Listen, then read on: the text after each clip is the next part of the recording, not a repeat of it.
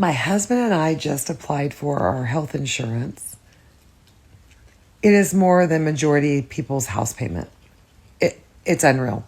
2 humans, 52 and 54, no children on it. I about crapped myself. Like, people can't even afford to have health insurance. Like, are you kidding me?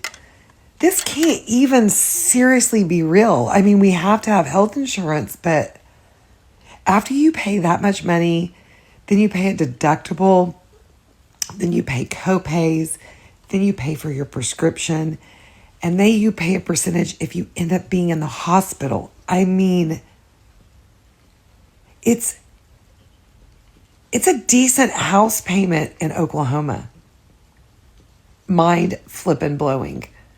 I mean, I don't know. I can see that maybe for a family of 5, but yikes.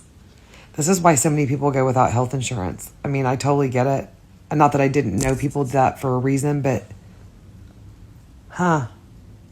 it makes you want to chance it until you end up with cancer or a heart attack or something like life-threatening, and then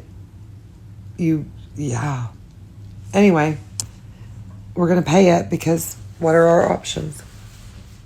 What are our options? I don't know. This is one of those moments where the dodge is the story. Right after the Senate rejected legislation that would have extended Affordable Care Act subsidies millions of people rely on, the White House was asked a very simple question. What's the plan to stop healthcare costs from exploding? And Caroline Leavitt's answer said everything without actually saying anything. She didn't announce a replacement. She didn't name a proposal. She didn't give a timeline. She said Republicans are working on creative ideas and that we'll hear more someday.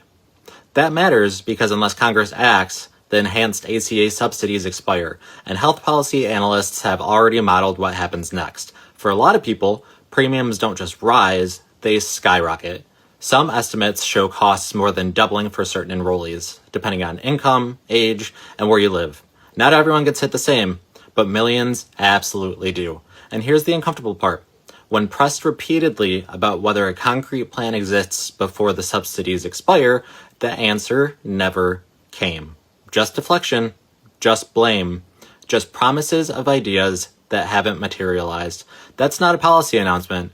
That's a holding pattern. So no, she didn't literally say, we have no plan, but when the subsidies are set to expire, the bill is dead, premiums are projected to spike, and the White House can't point to anything specific, people are allowed to read between the lines. Because healthcare costs don't care about talking points, insurance companies don't wait for vibes, and families can't pay premiums with creative ideas. This isn't theoretical, the clock is running, and right now the plan seems to be, hope no one notices until the bills hit.